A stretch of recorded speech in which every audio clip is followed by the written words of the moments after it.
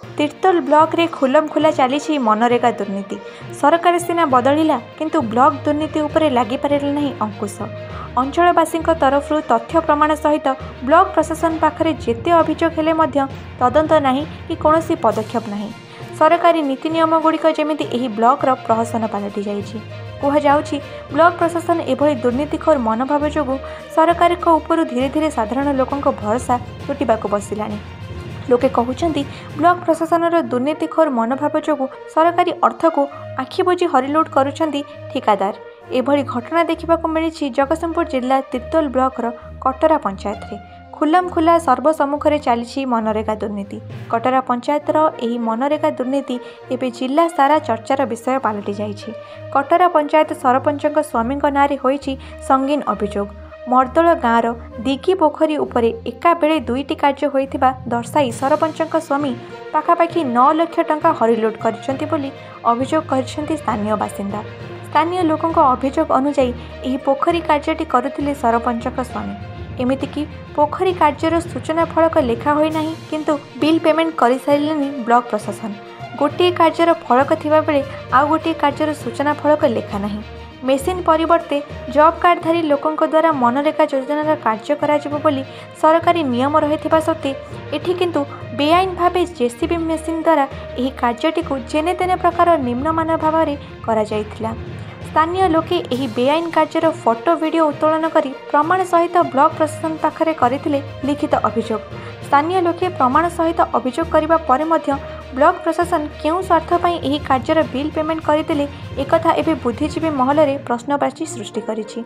सरकार काले पीसी कारबार बंद करिसेंती किंतु एठी ब्लॉक प्रशासन काले एभली बेआईन कार्यर सिंहभाग अर्थ पीसी आकार नहीं मिथ्या बिल पेमेंट करिबार सिद्ध हस्त बोली एबे स्थानीय अंचल सारा चर्चा हेउछि। एही पोखरी उपरे मनरेगा योजनार 5 लाख ऊर्ध्व टंका कार्य होइथिबा दर्शाइथिबा बेले आउ गोटे कार्य सीएफसी फंड रे पाखापाखि 3.5 लाख कार्य करा होइछि दर्शाई बेआईन भावे बिल हड़प करा जाइछि बोली अभियोग होइछि। एठी प्रश्न उठुछि गोटे पोखरी उपरे लगातार 2टी कार्य केमिति हेला, एका समय रे किपरि 2टी बिल करागला। प्रकृत में कौन यही गोटे पोखरी रे लगातार 2टी योजनार कार्य होइछि ना बेआईन भावे मेसीन द्वारा जेने तेने प्रकार निम्नमान भावे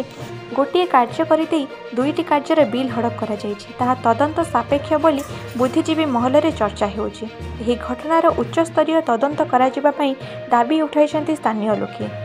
राजकिशोर साई मर्दो गाँव ये पोखरी बंध रे आमे जोटी छिड़ा हेचे ये पोखरी ऊपर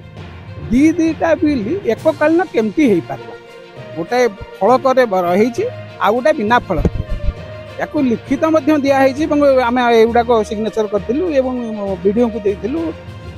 एडीओ को देलु समस्त मानने प्रशासन को जनइला आमको कही हाँ हाँ मारिक आम यहाँ बुझला जहाँ हम तेणु आम 19 तारिख दिन पिटिशन देकर आसला ये ता भीतर केमिति कौन 21 तारिख दिन बिल करदे बिल करी बर्तमान 9 लाख 9.5 लाख खंड टंका ये पोखरी पर दीटा बिल एकाथर कटनी आउ तो बिल पंचायत रे केमिति कौन चली न कहले भल ये गोटे पोखरी माने 3 लाख 2.5 लाख टंका गोटे बिल हो 2,94,000 टंका गोटे बिल गोटे माने घाट सुधा है ना काली माने गत काली एडीओ आसते एपीओ आसते यहाँ वेरिफिकेशन करके जाइए आमे जानी पारनु एत गोटे रिटिन देला पर मध्य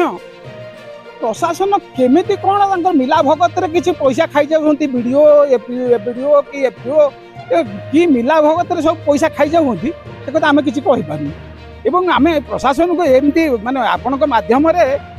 माने ऊपर को मध्य जणैया पय प्रशासन को चाहूछु जे आर पुंखानुपुंख तदारख करी ए बाबत रे किछि पैसा जो गुडा आत्मसात हेछि से पैसाटा को रिकवरी करा जाय काम एटा को माने सरपंच मो काम या पर हमर माने पुंखानुपुंख तदारख करा जाय रिकवरी करा जाय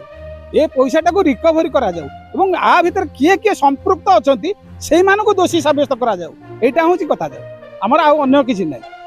आईनगत कार्यानुष्ठान एमान संपूर्ण दिया जाए वीडियो अच्छा कि वीडियो अच्छा कि आम प्रशासनिक कौ मैंने आ भर संपृक्त अच्छा 9 ଲକ୍ଷ ଟଙ୍କା ଆପଣ ନିଜେ ଦେଖନ୍ତୁ ଏବଂ ଭେରିଫିକେସନ କରନ୍ତୁ ଯେ 9 ଲକ୍ଷ ଟଙ୍କା 9.5 ଲକ୍ଷ ଟଙ୍କା ଏଇଠୁ ଏକକାଳୀନ 2ଟା ବିଲ୍ ହେଇକରି ଉଠି ଯାଇଛି। ଏ ପ୍ରଶାସନର ତ ବଢିଲା ଆଉ ଆରେ ମିଲା ଭଗତରେ ଏମାନେ ସବୁ ଖାଉଛନ୍ତି ଆଉ କ'ଣ ଅଛି। ଆଉ ଯିଏ କହିଲା ତାର ଅବଜେକ୍ସନ ଯିଏ ଗୋଟେ ଅବଜେକ୍ସନ ଦେଲା ମଧ୍ୟ ଦେଲା ପରେ ମଧ୍ୟ ଆର କିଛି ଇଏ ତଦାରଖ ହେଇପାରିଲା ନାହିଁ। 5 ମସିହାରେ ଆମେ ଦେଲା ପରେ ମଧ୍ୟ ବର୍ତ୍ତମାନ ଆସିକି ଏବିଡିଓ ଦେଖୁଛନ୍ତି ଏପିଓ ଆସିଥିଲେ ଯେ ଭେରିଫିକେସନ କରିବା ପାଇଁ ସେ ମଧ୍ୟ ଏଠି ନିଜେ କହିକି ଯାଇଛନ୍ତି ଏଠି ଘାଟ ହେଇନେ କେମିତି କ'ଣ ହେଲା ଆକୁ ତୁରନ୍ତ ଏଗୁଡ଼ାକୁ ଆର ହଁ ଏଇଟା କଣ୍ଟେଇ ପୋଖରୀର ଆଉ ଏ ଯେଉଁ ପୋଖରୀ ଉପରେ ଏଇଟାକୁ ଏବଂ ସେଇଟାକୁ ଗୋଟେ ସମସ୍ତ ମାନେ ଆକୁ ବିଚାରକୁ ନିଆଯାଏ। ଆଜ୍ଞା ମୁଁ ବିକ୍ରମ ରାଉତ କହୁଛି ମୋ ଘର ମର୍ଦୋଳ ଗ୍ରାମର ଗ୍ରାମବାସୀ ବୃନ୍ଦ ମୁଁ ଏଇଟା କହିବାକୁ ଚାହୁଁଛି କି ଆମେ ଏବେ ଯେଉଁ ପୋଖରୀ ବନ୍ଧ ଆମେ ଠିଆ ହେଇଛି ଏ ପୋଖରୀଟା ଆପଣ ଦେଖନ୍ତୁ ଏ ପୋଖରୀଟା ଆମ ଗାଁର ଗୋଟେ ପୋଖରୀ ପଞ୍ଚାୟତ ପୋଖରୀ ଏଇଟା ଆମର ଗୋଟାଏ ସମୟ ଉପରେ ଆପଣ 2ଟା ବିଲ୍ ହେଇଛି लगभग 9 ଲକ୍ଷ ଟଙ୍କା ଗୋଟେ ବିଲ୍ କରିକି ସେ ଆମ ପଞ୍ଚାୟତ ସରପଞ୍ଚ ସେ ବିଲ୍ଟାକୁ ସେ ଖାଇ ଯାଇଛନ୍ତି ଆତ୍ମସାତ କରିଛନ୍ତି। ସେଥିପାଇଁ ଆମେ ବି ମୁଁ ନିଜେ ବ୍ଲକ ଭିଡ଼ିଓ ଆଜ୍ଞା ସେମ୍ ଟାଇମ୍ରେ 2ଟା ବିଲ୍ ହେଇଛି କମ୍ ସେ କମ୍ 9 ଲକ୍ଷ ଟଙ୍କା ଆତ୍ମସାତ କରିଛନ୍ତି ମୋ ସରପଞ୍ଚ। ଆଜ୍ଞା ଏ କାମଟା ଆମର ହେଉଥିଲା ଏପ୍ରିଲରେ ହେଉଥିଲା ମେ ମାସ ଜୁନ୍ ମାସ ମାନେ ବିଲ୍ କରିଛନ୍ତି ଯେଉଁ ଟାଇମ୍ରେ କି ଆମର ବିଲ୍ ହେବା କଥା ନୁହେଁ ଏନ୍ଆର୍ଜିସିରେ କାମ ଥରେ ହେଇଛି ଗୋଟିଏ ପ୍ରୋଜେକ୍ଟ ଥରେ କାମ ହେଇଛି 2ଟା ବିଲ୍ ମାନେ ପାସ୍ ଆଜ୍ଞା ହଁ ବିଲ୍ ହେଇଛି ଆମର ମୁଁ ଆପରେ ପିଟିସନ୍ ଦେଇଥିଲି 19/5 ମାନେ ମେ ମାସ 19 ତାରିଖ ଦେଇଥିଲି ତାପରେ ଜୁନ୍ ମାସ ସେମାନେ ବିଲ୍ କରିଛନ୍ତି କମ୍ ସେ କମ୍ 2ଟା ବିଲ୍ ମିଶିକି ଗୋଟିଏ ପ୍ରୋଜେକ୍ଟ 2ଟା ବିଲ୍ ସେମ୍ ଟାଇମ୍ରେ କରାଯାଇଛି କମ୍ ସେ କମ୍ 9 ଲକ୍ଷ ଟଙ୍କା ଆତ୍ମସାତ କରିଛନ୍ତି ଆମ ସରପଞ୍ଚ। ଆଜ୍ଞା ଗୋଟେ ସ୍କିମ୍ ହେଉଛି ଆମର CFC ଫଣ୍ଡ ଆମର 3,84,000 ଟଙ୍କା ଆଉ ଗୋଟେ ବିଲ୍ ହେଉଛି ଏନ୍ଆର୍ଜିସି ସେଟା ହାଜର 10 ଲକ୍ଷ 3,000 ଟଙ୍କା